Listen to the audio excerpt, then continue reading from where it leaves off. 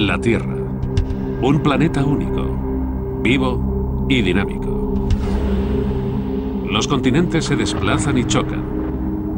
Los volcanes escupen lava. Los glaciares crecen y menguan.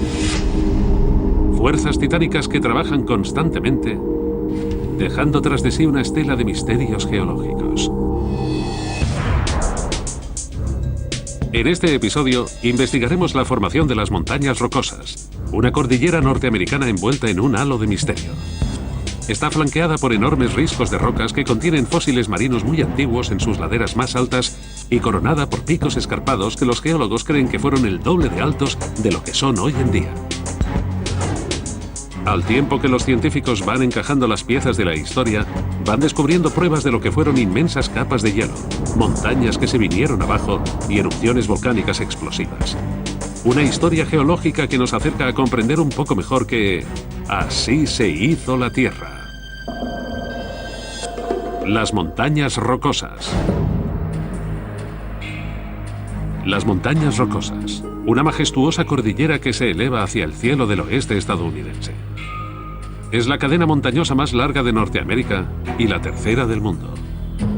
Se extiende a lo largo de más de 4.800 kilómetros, desde Nuevo México, pasando por Colorado, Wyoming y Montana, y llega incluso a Canadá. Durante décadas, los geólogos se han preguntado cómo pudo surgir de las llanuras esta gigantesca sierra. La investigación comienza con un tipo de roca muy específico. Nos encontramos en el corazón de las montañas rocosas. Este es un lugar maravilloso por donde empezar. Y justo aquí, en Red Rocks, podemos contemplar este anfiteatro de rocas.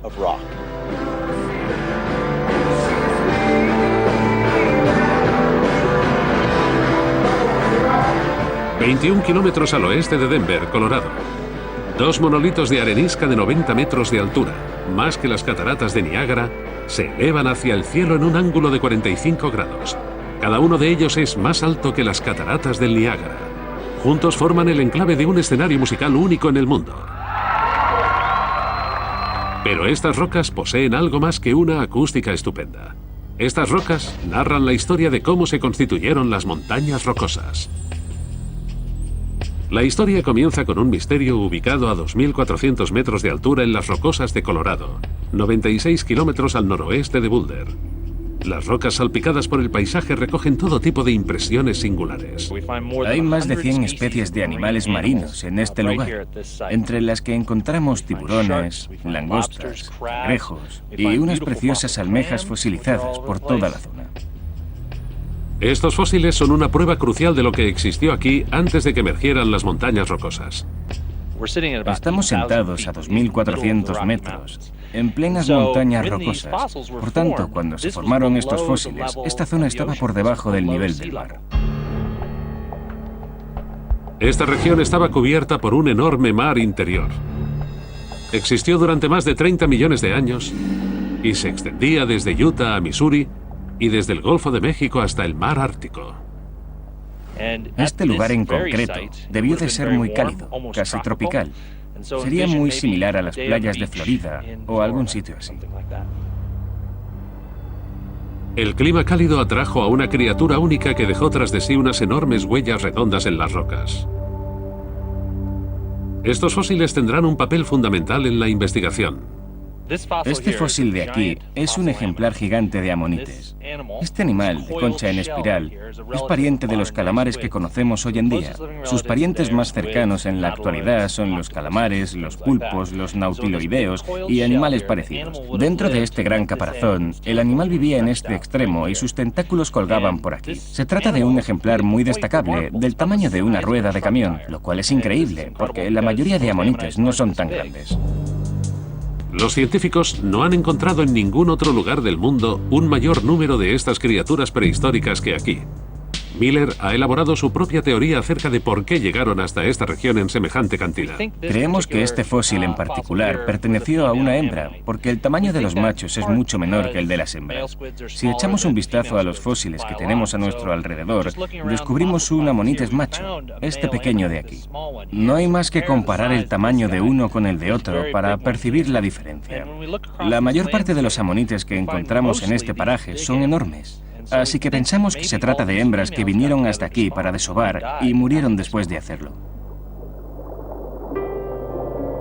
Cuando se extinguieron los amonites, el mapa de Norteamérica era totalmente distinto.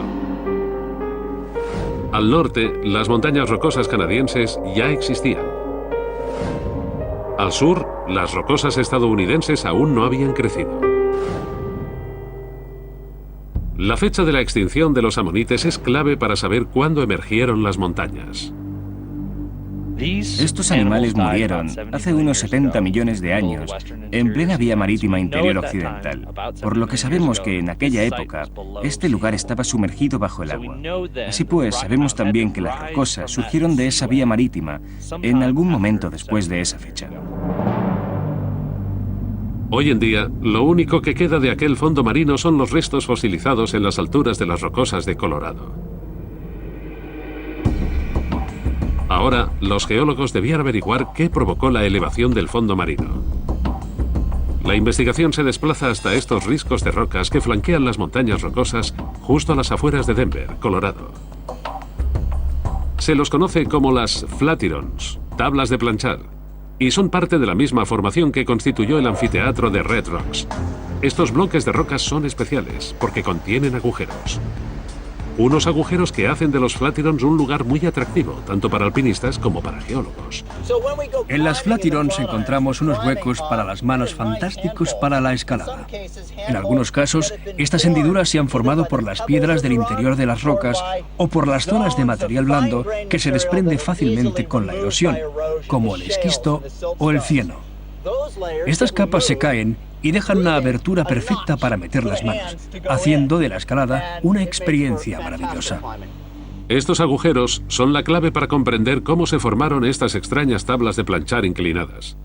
Las propias capas, los distintos tamaños de vetas en las capas, el cieno, la arena, las piedrecitas, todo esto nos revela que se trata de rocas sedimentarias.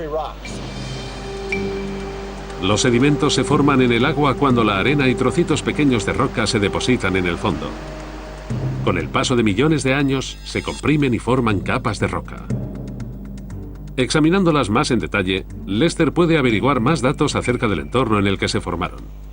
Estas rocas no se depositaron en una situación sedimentaria cualquiera, sino que lo hicieron en ríos capaces de transportar objetos grandes y de romperlas al chocar contra ellas. Las capas de arena y grava formaron un grueso lecho sedimentario, como si de un pastel se tratara. Pero normalmente los depósitos de los ríos apenas tienen unos grados de inclinación. Las capas de las rocas de las Flatirons que hay detrás de mí tienen 60 grados de inclinación. Algo provocó la inclinación de estos enormes riscos. La investigación se desplaza 16 kilómetros al noreste, hasta la montaña Flagstaff, situada a las afueras de las rocosas de Colorado. Me encuentro junto a una tabla de planchar en miniatura. Al igual que las Flatirons, está inclinada unos 60 grados. Está muy empinada. ¿Cómo llegó a esta situación si se trataba de un depósito de gravilla de un río? La respuesta yace en la roca oscura de debajo. Es granito y tiene un aspecto totalmente distinto a la roca plana que tiene encima. Esta roca no tiene capas, como sucede en las Flatirons, y tampoco contiene piedrecitas pequeñas en su interior, como es el caso de las que hemos visto anteriormente.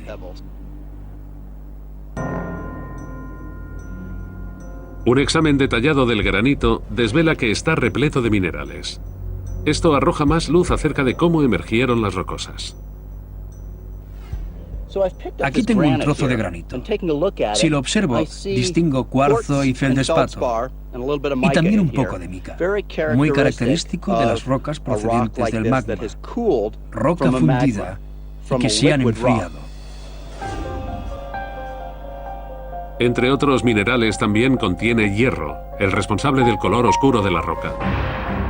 La cantidad exacta de hierro sirve a los científicos para averiguar a qué profundidad se formó la roca. Llevamos esta piedra al laboratorio y la sometimos a diversas pruebas químicas. No solo determinamos que se enfrió y cristalizó a gran profundidad, sino que también calculamos que lo hizo a unos 24 kilómetros de profundidad. pero ahora está en la superficie. ¿Cómo llegó hasta aquí? Se elevó cuando emergieron las montañas rocosas y al hacerlo, fijaos lo que provocó en las Flatirons. Los científicos que investigan las montañas rocosas han descubierto dos pistas acerca de sus orígenes. Los amonites, situados a 2.400 metros de altura, demuestran que esta zona estuvo cubierta por el mar. Los restos de hierro en el granito prueban que la roca emergió desde una profundidad de 24 kilómetros e inclinó las Flatirons.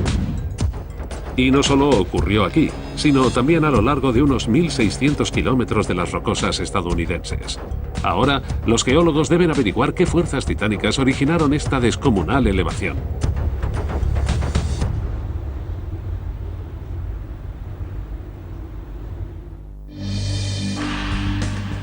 Hace 100 millones de años, la mayor parte de Norteamérica estaba cubierta por un enorme mar interior. Hace 70 millones de años, el mar fue desapareciendo y las montañas rocosas comenzaron a emerger, formando una cordillera extraordinaria. Los científicos que intentan encajar las piezas de su pasado geológico tienen que resolver el misterio de cuál fue el causante de su elevación. La fuerza responsable de elevar semejantes montañas debió de tener una escala universal.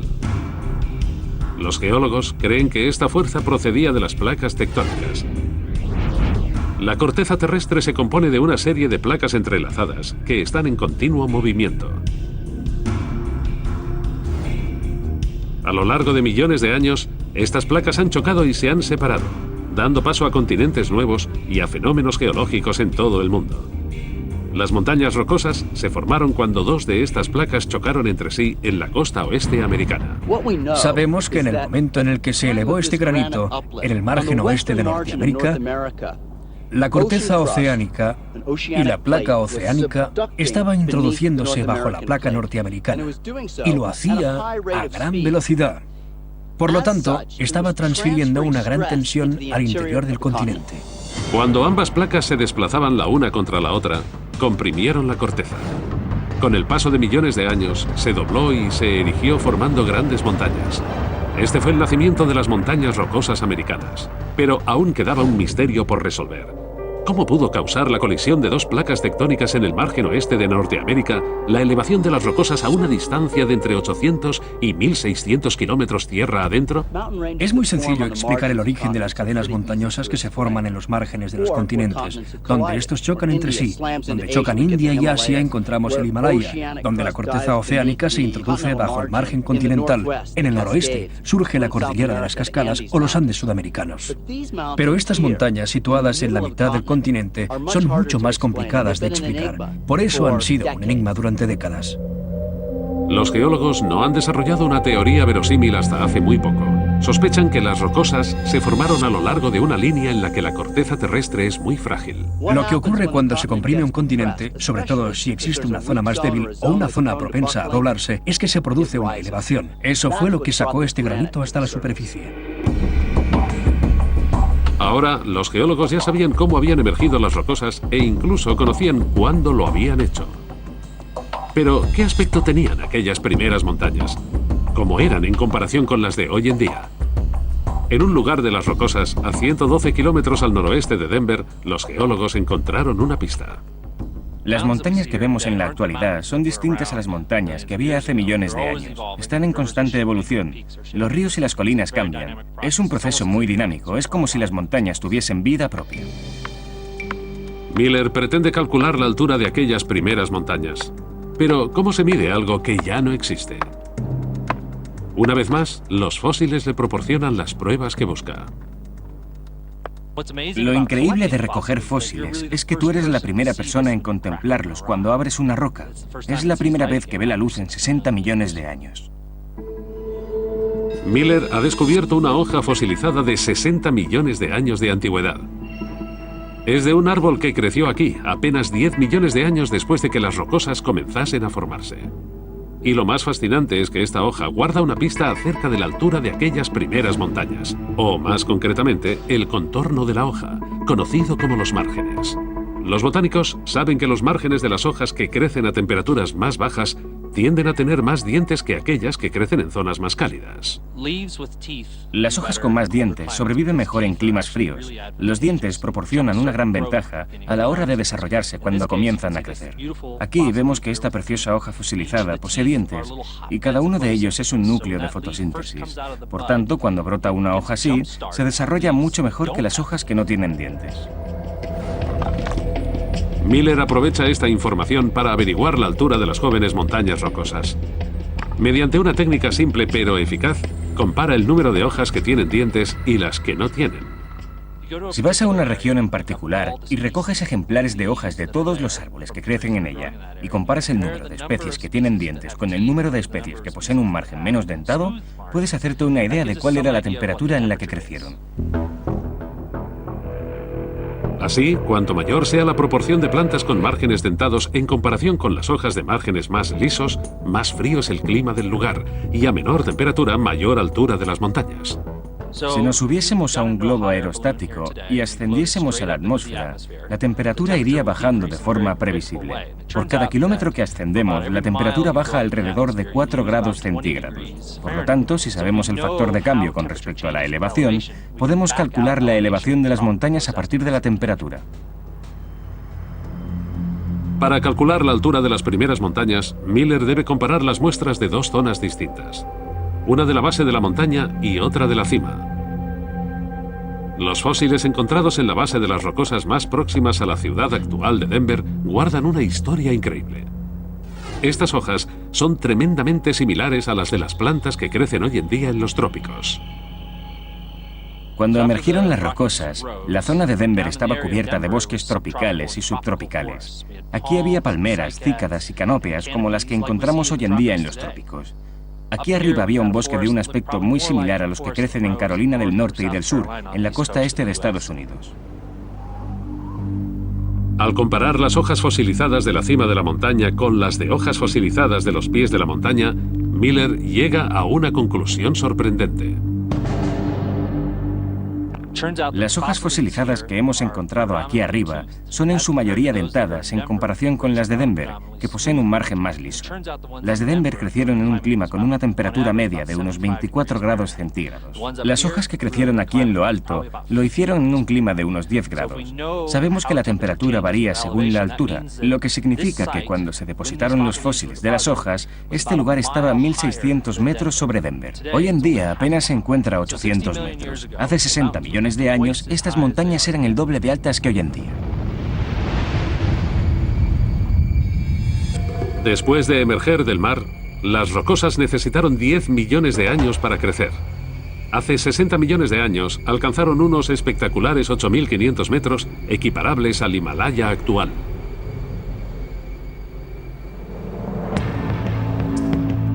La profunda historia de las montañas rocosas comienza a cobrar forma. Una línea débil en la corteza terrestre explica por qué las rocosas crecieron entre 800 y 1.600 kilómetros tierra adentro.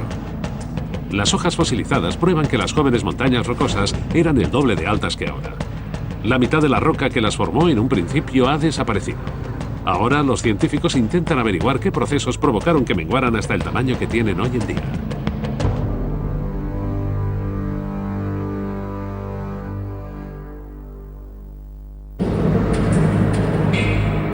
Hace 100 millones de años, un enorme mar interior cubría la zona en la que actualmente se elevan las rocosas americanas. Aquel mar desapareció hace 70 millones de años, cuando las rocosas comenzaron a surgir. Hace 60 millones de años, las montañas rocosas alcanzaron su plenitud, elevándose hacia el cielo a más de 8.500 metros de altura, como el Himalaya. Desde entonces, la totalidad de la cordillera ha perdido casi la mitad de su tamaño. Los geólogos que investigan la historia de las rocosas intentan desvelar qué ocurrió con los miles de millones de toneladas de roca que desaparecieron.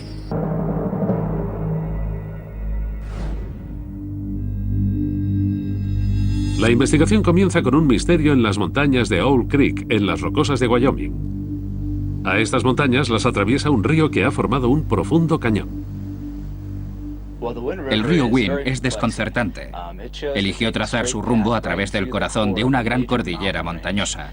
Un comportamiento anormal en los ríos, que normalmente eligen la ruta más sencilla, que es montaña abajo. Pero este río atravesó una gran masa de montañas, lo cual ha sido un misterio desde que los primeros geólogos llegaron a esta región. Este río causó confusión ya en 1805, cuando Meriwether Lewis y William Clark trazaron el mapa de la zona en su famosa expedición para explorar el territorio desconocido del oeste. Cuando llegaron a la región de las montañas de Owl Creek, dieron por sentado que había dos ríos. Al norte de las montañas fluía el río al que llamaron Big Horn, el cual pensaban que era distinto al río Wind, al sur de las mismas. Pero las investigaciones posteriores demostraron que el río Big Horn y el Wind son un único río que transcurría a través de la montaña. En los últimos tiempos, los geólogos han formulado una posible respuesta. Una respuesta que también podría explicar lo que les ocurrió a los enormes picos de las rocosas. Su propuesta era que los miles de millones de toneladas de rocas que se erosionaron llenaron los valles y cubrieron las zonas más bajas de las montañas y cambiaron por completo la fisonomía del terreno. En un momento de su historia, las cuencas de Wyoming se llenaron de los sedimentos que se habían erosionado de las montañas. Esto provocó que el río estuviese en una llanura más alta y que transcurriese por donde él quisiera. Al fluir, el agua talló la capa de sedimentos y roca que tenía debajo. A continuación abrió un canal en la montaña y finalmente la atravesó. Pero esto es solo una teoría. Ahora los geólogos deben buscar indicios en la Tierra. Su objetivo es encontrar la roca que se erosionó de las jóvenes montañas rocosas. La investigación se desplaza a una serie de colinas de 300 metros de altura situada en la cuenca del río Powder, en Wyoming. Conocidas como las Pumpkin Buttes, destacan en medio de un paisaje amplio y desértico. Escondidas tras el horizonte se encuentran las montañas Big Horn, la cordillera más cercana a las rocosas. Estas colinas no están compuestas de roca sólida, sino de una colección de escombros.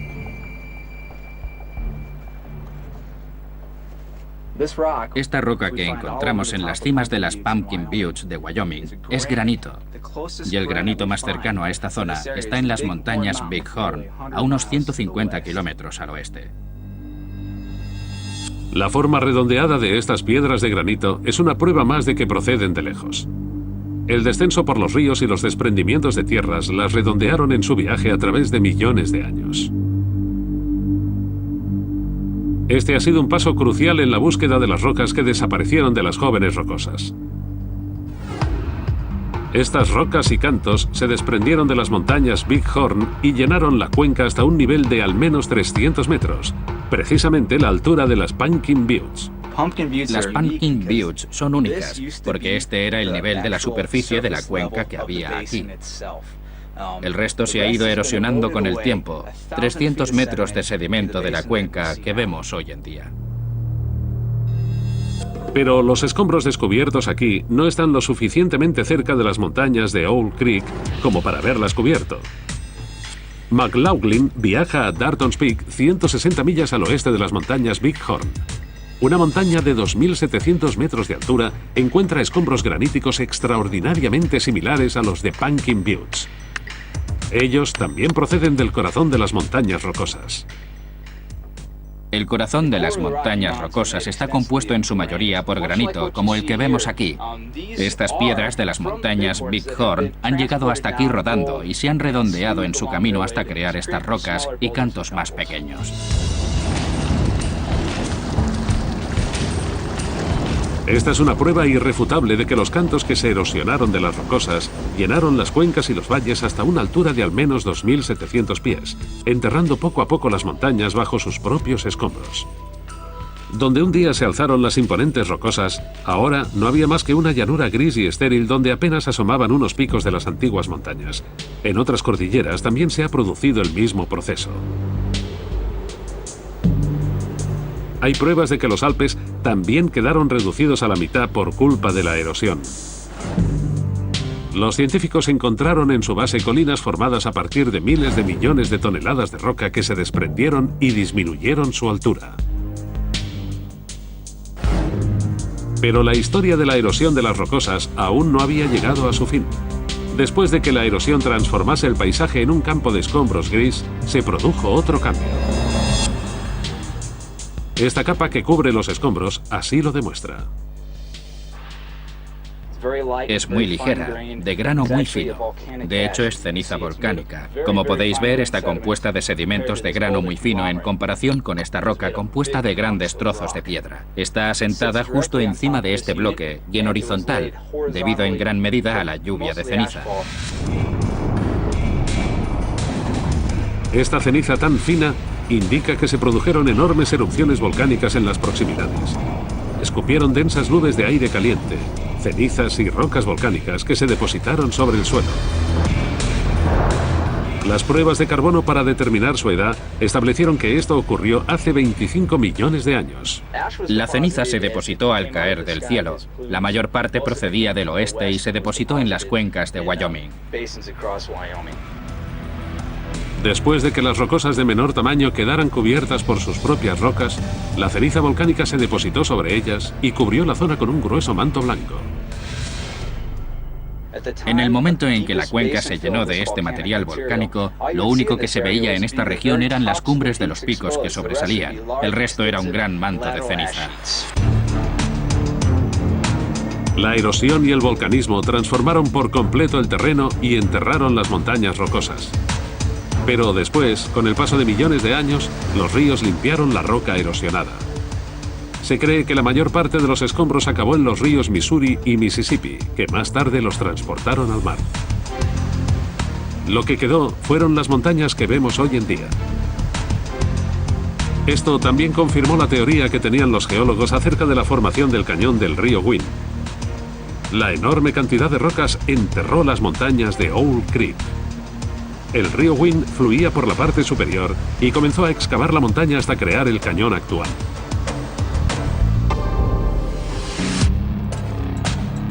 La investigación sobre lo que ocurrió en las jóvenes montañas rocosas ha revelado dos grandes claves. El granito hallado en las Pumpkin Buttes demuestra que las primeras rocosas vertieron sus rocas erosionadas a las cuencas. El cañón del río Wind que atraviesa las montañas de Owl Creek prueba que las rocosas quedaron enterradas por sus propios escombros. Las imponentes rocosas habían quedado reducidas a apenas la mitad de su tamaño original. Pero la historia no había acabado todavía. Antes de convertirse en las montañas que conocemos hoy, tuvieron que resistir un ataque aún más demoledor.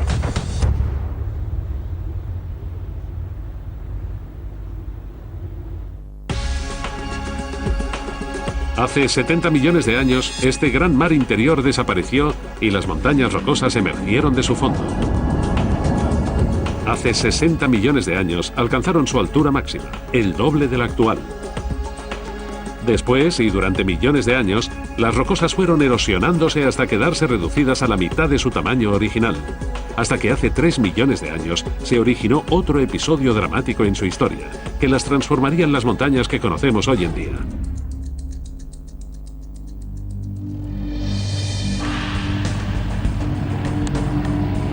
El geólogo y fotógrafo Bob Anderson emprende el vuelo. Sale en busca de pistas que le descubran cómo han evolucionado las montañas.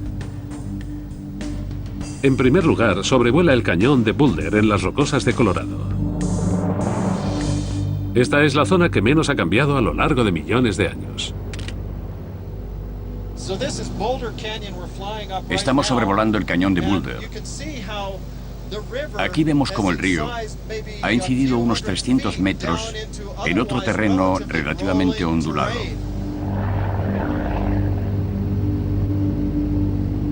Los picos de las montañas pertenecientes a las jóvenes montañas rocosas eran redondeados, ya que los ríos y los arroyos erosionaban la roca. Este terreno ondulado es muy similar al paisaje resultante del fenómeno que dio lugar a estas montañas y que finalizó hace unos 50 millones de años. Pero conforme Anderson va subiendo hacia Long's Peak, en el Parque Nacional de las Montañas Rocosas, el terreno va cambiando. En lugar de colinas redondeadas, encuentra montañas escarpadas con precipicios abruptos y recortados, lo cual demuestra que aquí ha intervenido otra fuerza. El precipicio más famoso es el Diamante. Recibió su nombre por su forma y es una pared vertical con una caída de 274 metros. La cima, de unos 13.000 metros cuadrados, es del tamaño de un campo de fútbol. Estamos pasando junto a Longs Peak, uno de los mayores retos de escalada de las rocosas. Lleva 100 años siendo la meca del alpinismo. Es absolutamente maravilloso. Una pieza de roca intacta. Esta formidable pared es el punto más difícil de escalar de toda la cordillera de las Rocosas, y desde su apertura oficial a los escaladores en 1960 se ha cobrado la vida de más de 50 personas. Ya en tierra firme, Anderson busca pruebas que revelen los procesos que perfilaron estos picos escarpados. En la ladera de una montaña encuentra unas misteriosas rocas de gran tamaño que salpican todo el suelo del valle. Un examen más detenido desvelará algunos secretos sobre su origen. Estoy junto a una piedra redondeada que yace sobre un afloramiento de roca sólida y suave. Tanto la piedra como la roca están cubiertas de líquen, de colores verdes, negros y grises. Arranqué un trozo de la roca para averiguar qué contenía en su interior. Descubrí que, efectivamente, era diferente. Los minerales y la textura de la piedra son distintos a la roca que tiene debajo. Por tanto, esta piedra no es originaria de aquí. Anderson inspecciona el suelo en busca de más pistas acerca de cómo llegó hasta aquí esta gran piedra. En las proximidades encuentra una superficie lisa con unos rasguños muy sutiles. Me encuentro sobre una superficie pulida. Esta pequeña zona de aquí es suave al tacto, y si la miro desde una perspectiva concreta, de manera que la luz le dé de un modo especial, distingo unos arañazos en su superficie que apuntan en esta dirección. La única fuerza capaz de tallar estos pequeños arañazos paralelos en la roca es el hielo. Y en gran cantidad, lo cual prueba que en algún momento un enorme glaciar cubrió este valle. Esto me revela que el glaciar bajó por el valle, pasó por esta superficie y la erosionó. Cada uno de estos rasguños corresponde a un grano de arena incrustado en la base del hielo, que actúa del mismo modo que el papel de lija al suavizar una superficie. Por tanto, han sido miles de millones de granitos de arena los que han ido erosionando esta superficie a lo largo de miles de años. Cuando los glaciares bajaban por los valles, iban recogiendo piedras y arena. El hielo presionaba estas herramientas cortantes contra el suelo con la fuerza de 1000 camiones de basura cargados hasta arriba. Dejó marcas por todas las montañas rocosas hasta 300 metros de altura.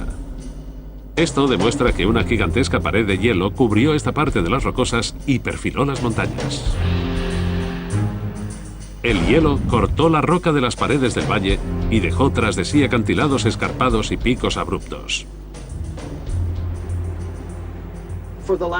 En los últimos millones de años, tal vez en los últimos 3 millones de años, los glaciares han venido y se han ido de las montañas rocosas.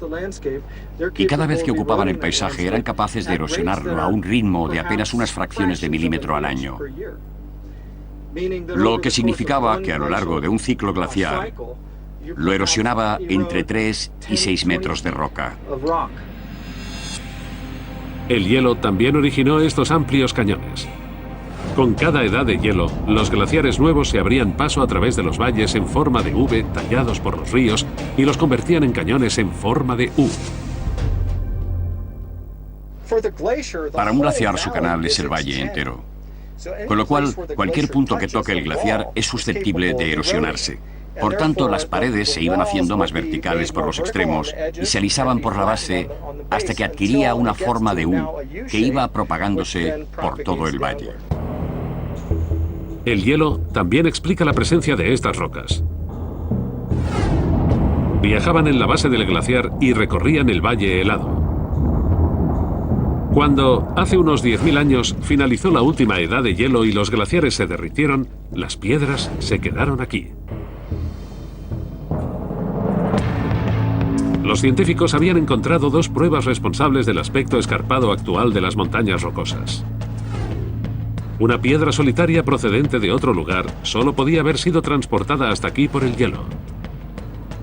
Las estriaciones demostraron a los científicos que un glaciar de al menos 300 metros de grosor cubrió las rocosas. El hielo fue el responsable de la abrupta forma de las rocosas en la actualidad. Pero las montañas siguen evolucionando. Hace poco los científicos descubrieron unos indicios alarmantes de que podrían caer en una gran falla.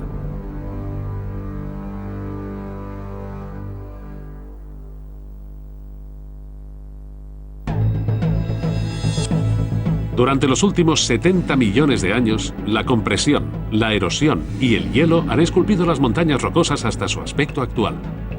Pero la geología que creó esta impresionante cordillera montañosa posee también el potencial suficiente como para destruirla. Durante los últimos 25 millones de años, se ha ido abriendo una falla gigantesca en el extremo sur de las montañas rocosas. Se extiende por un área superior a 257.000 kilómetros cuadrados y se le conoce como el Valle de Río Grande. Los geólogos están ansiosos por descubrir cómo podría afectar este valle gigantesco al futuro de las montañas rocosas. Encontraron la primera pista en San Isidro, en Nuevo México, al norte de Albuquerque. La región está dominada por una roca brillante, amarilla y porosa llamada travertina. Curiosamente, los geólogos creen que esta roca se forma a partir del agua. Esta agua posee algunas características poco comunes, y es que es capaz de condensar o depositar cualquier tipo de roca denominada travertina, como la cal que se queda en la tetera. La roca travertina está compuesta de calcita, la misma sustancia que constituye la cal.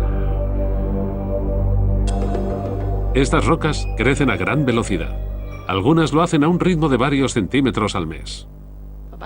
Un litro de agua puede formar o condensar una piedra de calcita del tamaño de una aspirina. Al igual que la cal que se forma en una tetera, las travertinas se originan alrededor de fuentes de agua caliente. Las medidas han confirmado que la temperatura del agua que rodea las travertinas ronda los 77 grados. Además de su capacidad para formar rocas, esta agua caliente guarda también otros secretos. Laura Crossi y Carl Karlström tienen el presentimiento de que esta agua la calienta el calor procedente del interior de la Tierra y que sube a través de las grietas en las rocas. Se forman al tiempo que la falla del valle va abriéndose. Van a descender a una cueva a 7 metros bajo la superficie con la esperanza de encontrar más pruebas. El agua contiene microbios, organismos microscópicos. La mayoría de ellos son unicelulares.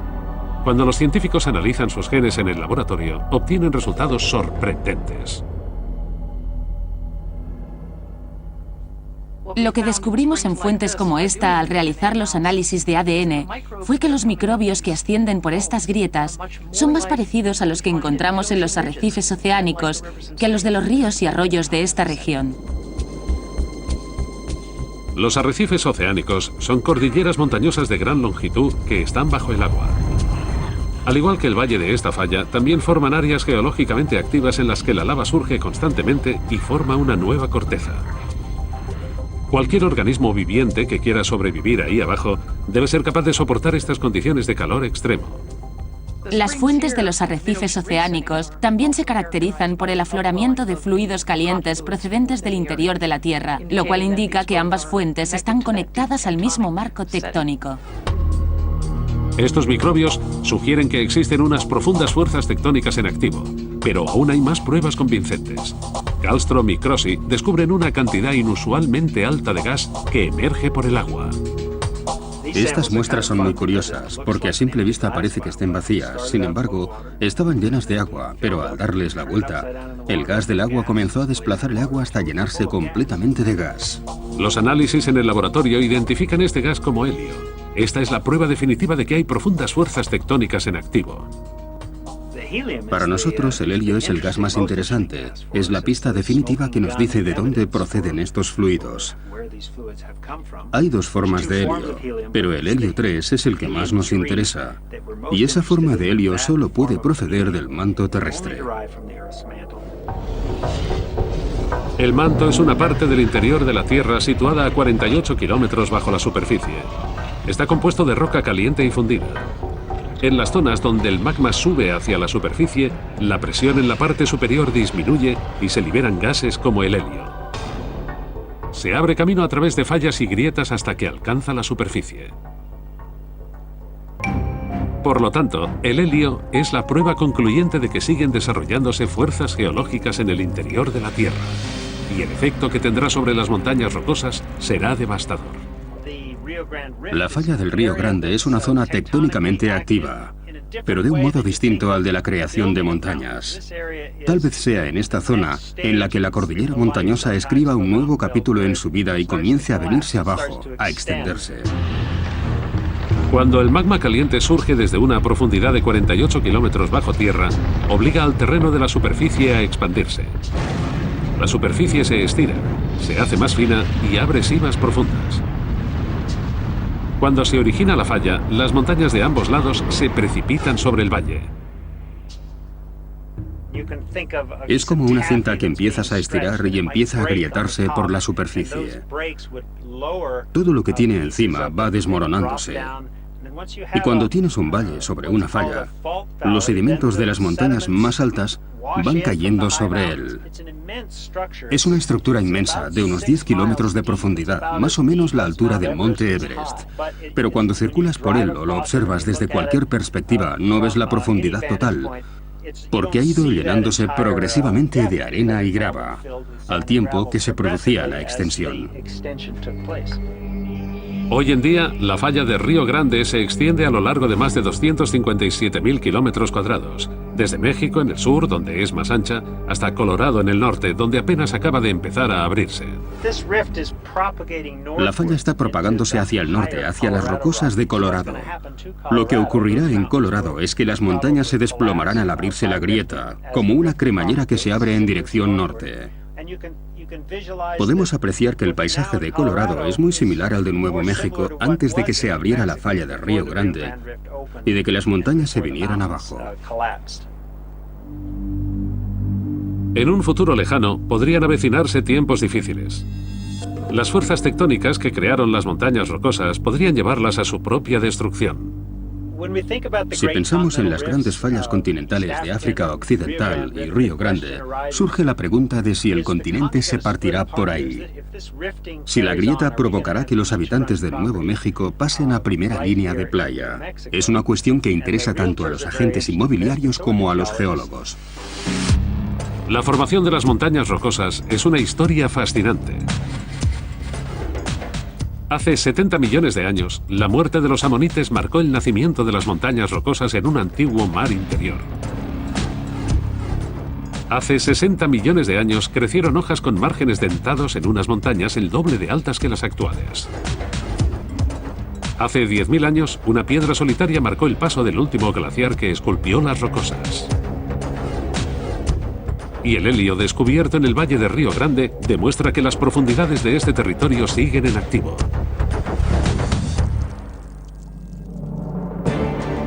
Si la falla continúa abriéndose y el valle de Río Grande prosigue su expansión, la zona de las montañas rocosas podría llegar algún día a partirse. Se formaría un mar nuevo, similar al enorme mar interior que cubrió esta región hace 70 millones de años. Las montañas rocosas, la gran espina dorsal de Norteamérica, desaparecería paulatinamente y el continente volvería a dividirse. Una prueba viva de que el mundo en el que habitamos no descansa jamás.